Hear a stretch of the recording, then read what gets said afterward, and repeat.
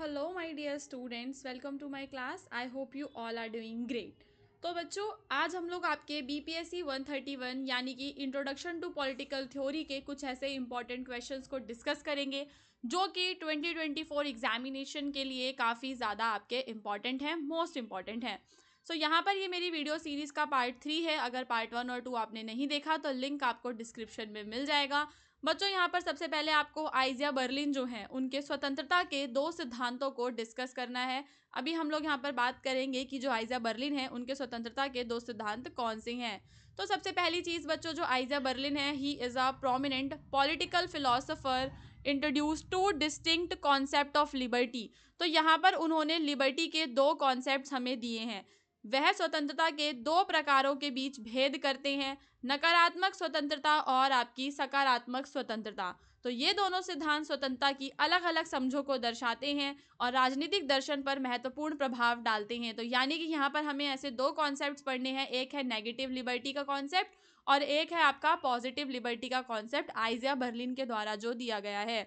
तो बच्चों, मैं आपको बता दूं, देखो, जो नेगेटिव लिबर्टी होती है उसका फोकस होता है एब्सेंस ऑफ ऑब्स्टेकल्स पे, यानी कि जो भी आपके ऑब्स्टेकल्स होते हैं, जो भी आपकी रिस्ट्रिक्शंस होती हैं, बैरियर्स होते हैं, उनकी एब्सेंस होना, रुकावटों की कमी होना, रुकावटों का ना होना नेगेटिव लिबर्टी का कॉन्सेप्ट होता है। तो negative liberty refers to the absence of obstacle, ठीक है, बाधाओं, रुकावटों या हस्तक्षेपों की जो अनुपस्थिति है वो हम लोग नकारात्मक स्वतंत्रता में पढ़ते हैं। It means being free from external restrictions और control, allowing individuals to act according to their own will. तो यहाँ पर जो व्यक्ति हैं वो अपनी इच्छा के अनुसार अपने कार्यों को कर सकते हैं, बशर्ते कि वे दूसरों को हानि ना पहुंचाएं। तो यहाँ पर आप समझ गए कि आइजिया बर्लिन क्या कहती हैं कि जो व्यक्ति हैं वो अपनी इच्छा के अनुसार कार्य कर सकते हैं, लेकिन यहाँ पर हमें एक चीज़ का ध्यान रखना है कि जो व्यक्ति हैं उनके कार्यों से दूसरे व्यक्तियों का नुकसान ना हो। यही होता है नेगेटिव कॉन्सेप्ट ऑफ लिबर्टी। ठीक है स्टूडेंट्स, उसके बाद है आपका इसका जो फोकस है वो किस चीज़ पर रहता है, इसके बारे में हम लोग बात करेंगे। तो जो आपकी नेगेटिव लिबर्टी है, जो इसका फोकस बच्चों रहता है फ्रीडम फ्रॉम कोर्जन और इंटरफेरेंस, यानी कि किसी भी प्रकार का जो इंटरफेरेंस होता है उससे फ्रीडम पर इसका फोकस रहता है। ठीक है, इन लोगों को बिल्कुल भी सॉरी, जो आपका नेगेटिव लिबर्टी है, ठीक है, जो आपका नेगेटिव लिबर्टी है उसको आप लोग समझ सकते हो फ्रीडम फ्रीडम फ्रॉम इंटरफेयर। ठीक है, यानी कि जो नागरिक है वो कुछ भी कर सकते हैं, सरकार नागरिकों के कार्यों में किसी भी प्रकार का हस्तक्षेप नहीं करेगी। जो आपकी नेगेटिव लिबर्टी है वो कंसर्न्ड है with ensuring that people have the space to make their own choices. जो लोग हैं उनके पास स्पेस होना चाहिए अपनी चीज़ें, अपनी चॉइसेस का। स्पेस से मतलब ये है कि वो किसी हर एक इंसान का ना, नेगेटिव लिबर्टी में एक पर्सनल स्पेस की बात की जाती है। पर्सनल स्पेस की बात की जाती है जिसमें होता है, जिसमें व्यक्ति का धर्म आता है, उसका पहनावा आता है कि वो किसी भी प्रकार का कपड़े पहने, कोई भी धर्म का पालन करे, कहीं से भी शिक्षा को ग्रहण करे, है ना, कहीं पर भी घूमने जाए। तो यहाँ पर हर एक व्यक्ति का एक पर्सनल स्पेस होता है जिसके अंदर जो सरकार है वो हस्तक्षेप नहीं कर सकती। तो हस्तक्षेप ना करना ही जो है वो नकारात्मक स्वतंत्रता होता है।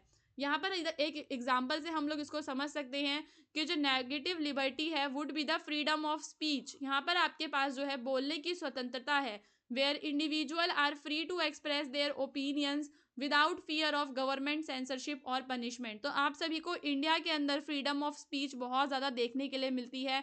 आपने देखा होगा कि जो हमारी मीडिया है वो बहुत ही आराम से जो हमारी सरकारें हैं उनकी आलोचना कर सकती है। तो ये किसका पार्ट होता है, ये फ्रीडम ऑफ स्पीच का ही पार्ट होता है।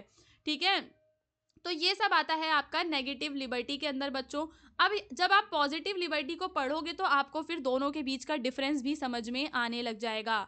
तो बच्चों, जो आपकी सकारात्मक स्वतंत्रता है इसका मतलब होता है ऐसा कार्य करने की क्षमता जिससे कोई अपने वास्तविक संभावनाओं को पहचान सके और एक ऐसा जीवन जी सके जो उसे मूल्यवान लगे। तो यहाँ पर जो बात होती है बच्चों वो ये होती है कि सरकार ने मेरे को लिबर्टी दी कि मैं पढ़ सकती हूँ और सरकार मेरी पढ़ाई वाला जो टॉपिक है उसमें किसी भी प्रकार का हस्तक्षेप नहीं करेगी। ठीक है, तो ये तो मेरा हस्तक्षेप ना करना क्या हो गया, नेगेटिव लिबर्टी हो गया। लेकिन क्या सरकार मेरे को उचित संसाधन प्रोवाइड कर रही है पढ़ाई करने के लिए, जिसमें मेरा स्कूल आ जाता है, फ्री एजुकेशन प्रोवाइड कर रही है सरकार, या फिर सरकार मुझे बुक्स प्रोवाइड कर रही है। तो ये सब जो होता है संसाधन वाला जो टॉपिक है, ये आपका पॉजिटिव लिबर्टी के अंदर आता है। यानी कि आपको यहाँ पे एक बात का ये ध्यान रखना है कि हस्तक्षेप का ना होना नकारात्मक स्वतंत्रता है। सकारात्मक स्वतंत्रता का मतलब है कि जो व्यक्ति है उसको उसकी बुद्धि और उसकी जो क्षमता होती है उसका पूर्ण रूप से विकास करने के लिए जो भी महत्वपूर्ण संसाधन है वो मिलने चाहिए। ठीक है, तो सकारात्मक स्वतंत्रता का मतलब है ऐसा कार्य करने की क्षमता जिससे कोई अपने वास्तविक संभावनाओं को पहचान सके और एक ऐसा जीवन जी सके जो उसे मूल्यवान लगे। यह सिर्फ बाहरी हस्तक्षेप से मुक्त होने के बारे में नहीं है, बल्कि इसका मतलब है कि व्यक्ति के पास सार्थक विकल्प होने चाहिए, उसके पास ऑप्शंस होने चाहिए। ठीक है, सरकार ने कहा तुम आज़ाद हो कुछ भी काम करने के लिए, पर क्या सरकार हमें काम दे रही है, सरकार हमें नौकरियां दे रही है, ये भी यहाँ पर देखा जाता है। तो इंसान अपनी सच्ची भावना में जो उसकी लिबर्टी है, जो आज़ादी है, स्वतंत्रता है, उसको जब ही इंजॉय कर पाता है जब वो पॉजिटिव लिबर्टी की बात हम जब वो पॉजिटिवली उसको सारे के सारे संसाधन मिलते हैं उसकी आज़ादी को इंजॉय करने के लिए। तो यहाँ पर जो फोकस रहता है वो सेल्फ मास्टरी पर रहता है। तो इसका ध्यान आत्मनिर्भरता और स्वतंत्रता के रूप में आत्म प्रकाशन पर है। यह इस बात पर जोर देता है कि लोगों के लिए केवल बाहरी नियंत्रण से मुक्त होना ही नहीं, बल्कि उनके पास अपने जीवन को आकार देने और अपने लक्ष्यों को प्राप्त करने की क्षमता होनी चाहिए। यहाँ पर हमारे पास एक एग्जाम्पल है पॉजिटिव लिबर्टी का। An example of positive liberty would be the right to education. जो हमारा राइट टू एजुकेशन है वो पॉजिटिव लिबर्टी का एग्जाम्पल है, जहाँ पर जो इंडिविजुअल्स हैं उनके पास कोई एक तो पहली चीज किसी प्रकार का एक्सटर्नल बैरियर नहीं है, साथ ही साथ जो लोग हैं वो एम्पावर हो जाते हैं, एक फुलफिलिंग लाइफ जी पाते हैं जब उन्हें एजुकेशन और स्किल्स उन्हें मिल जाती हैं। ठीक है, तो सकारात्मक स्वतंत्रता का एक उदाहरण क्या है, आपका शिक्षा का अधिकार है। यहाँ पर व्यक्तियों को न केवल बाहरी बाधाओं से मुक्ति मिलती है, बल्कि उन्हें ज्ञान कौशल प्राप्त कर एक संपूर्ण जीवन जीने के लिए सशक्त भी किया जाता है। फिर यहाँ पर आप लोग कंक्लूजन दे देंगे कि नकारात्मक स्वतंत्रता वह स्वतंत्रता है जिसमें आप बिना किसी हस्तक्षेप के अपनी इच्छा के अनुसार कार्य कर सकते हैं। ठीक है, जबकि सकारात्मक स्वतंत्रता वह है जिसमें आप अपने सर्वश्रेष्ठ रूप में बनने के लिए स्वतंत्र होते हैं। यानी कि आपका जितना भी पोटेंशियल है आप अपने बेस्ट वर्जन बन जाते हैं, अपने फुल पोटेंशियल को पा लेते हैं सकारात्मक स्वतंत्रता के अंदर। तो in case of negative liberty जो गवर्नमेंट का रोल होता है वो क्या है, प्रोटेक्ट करना इंडिविजुअल्स को फ्रॉम इंटरफेरेंस। जबकि पॉजिटिव लिबर्टी के अंदर जो गवर्नमेंट का रोल है is to enable individual to achieve their full potential. तो यहाँ पर जो गवर्नमेंट है उसका रोल क्या है कि जो भी उनके इंडिविजुअल्स हैं वो अपने फुल पोटेंशियल को क्या करें, अचीव करें। तो नकारात्मक स्वतंत्रता के मामले में सरकार की भूमिका व्यक्तियों को हस्तक्षेप से बचाना है, जबकि सकारात्मक स्वतंत्रता में सरकार की भूमिका व्यक्तियों का अपनी पूरी क्षमता प्राप्त करने के लिए सक्षम बनाना होता है। ठीक है, तो क्षमता का विकास करना जो है ना वो आपका पॉजिटिव में आता है, ध्यान रखना।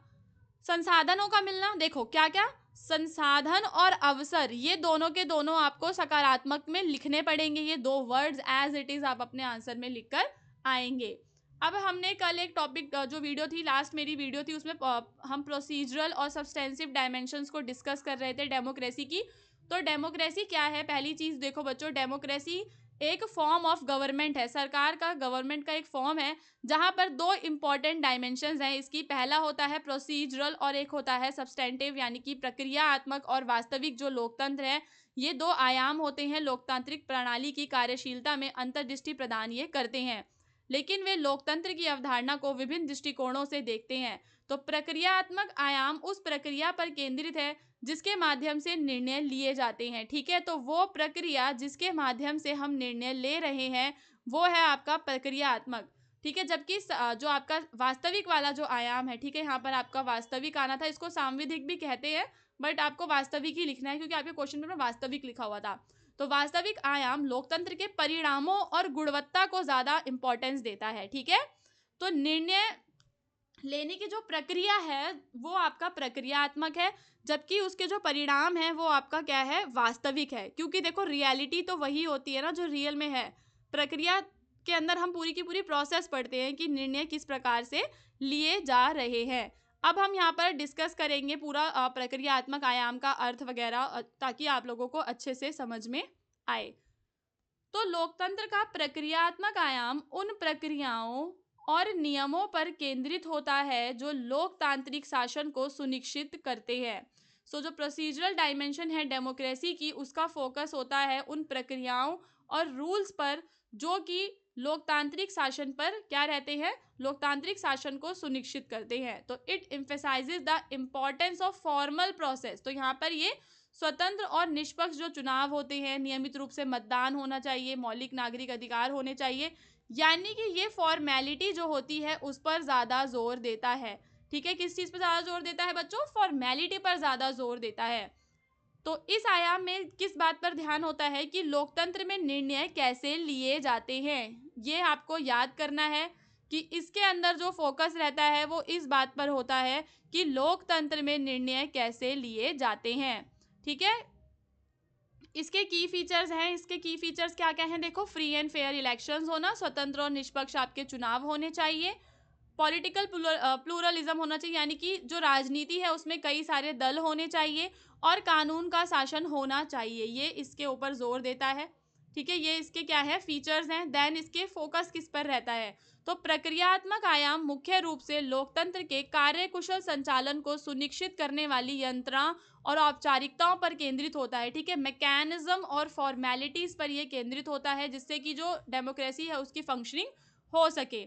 इसके अंदर प्रायोरिटी दी जाती है रेगुलर इलेक्शंस को, वोटिंग राइट्स को, और इंडिविजुअल्स की प्रोटेक्शन होनी चाहिए, इंडिविजुअल्स की फ्रीडम्स की यहाँ पर बात की जाती है, जैसे कि जीवन का अधिकार है आपका, और भी आपके अधिकार होते हैं, इंडिविजुअल वाले जो अधिकार होते हैं, राइट टू लिबर्टी, इक्वेलिटी, धर्म का पालन करने का अधिकार।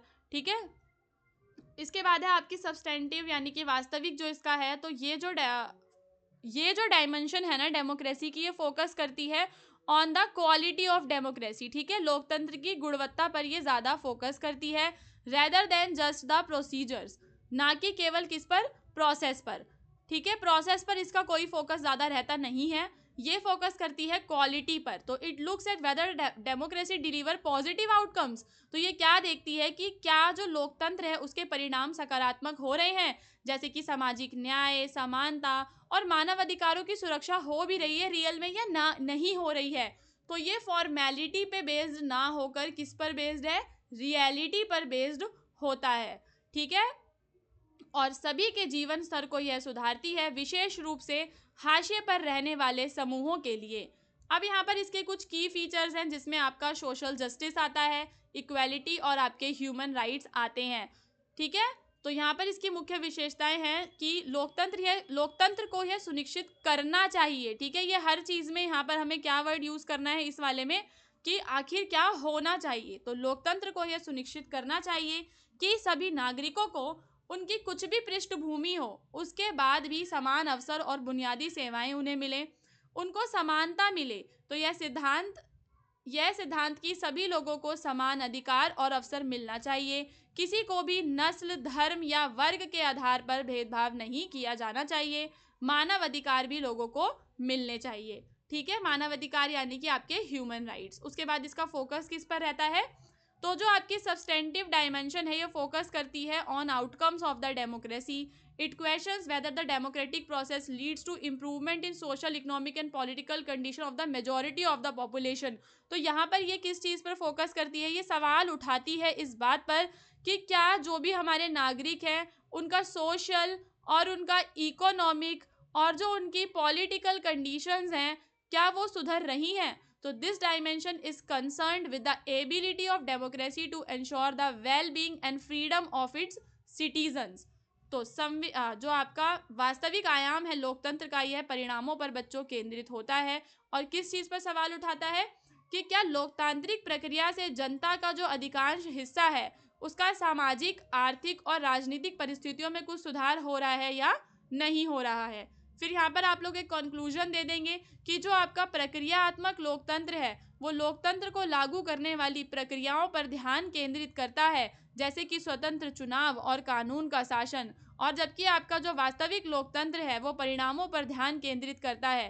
ठीक है, यह किस पे करता है बच्चों? परिणामों पर, और यह करता है आपका प्रक्रियाओं पर। ओके स्टूडेंट्स, सो अगर आपको इसके बाकी के भी पार्ट्स देखने हैं तो उसका लिंक मैं आप सभी को डिस्क्रिप्शन में दे दूंगी। वहाँ से आप लोग अपने बीपीएससी की जो प्रिपरेशन है वो काफ़ी अच्छे तरीके से कर सकते हैं। वीडियो आपको कैसा लगा कमेंट करके ज़रूर बताना, और अगर आपको बाकी के भी पार्ट्स चाहिए तो उसके लिए भी कमेंट्स करो, और नेक्स्ट आपको कौन सा आपका पेपर है उसकी डेट के साथ कमेंट करके बताओ, ताकि मैं उसका वीडियो भी आप सभी के लिए बना सकूं। सो गाइस, चैनल को सब्सक्राइब कर लेना ज़रूर अगर आप यहाँ पर न्यू हैं, और मैं देखती हूँ कि आप सभी वीडियो तो देखते हैं पर वीडियो को लाइक नहीं करते। डिस्क्रिप्शन में मेरा व्हाट्सएप चैनल का लिंक है, आप लोग प्लीज़ व्हाट्सएप चैनल को ज्वाइन कर लो, क्योंकि वहाँ पर मैं आपको पहले से ही वीडियो लिंक प्रोवाइड कर दूँगी। इससे आपको बार बार यूट्यूब पे आके नहीं देखना पड़ेगा, और आपको व्हाट्सएप पे ही सारी इन्फॉर्मेशन जो है वो मिल जाएगी। Okay students.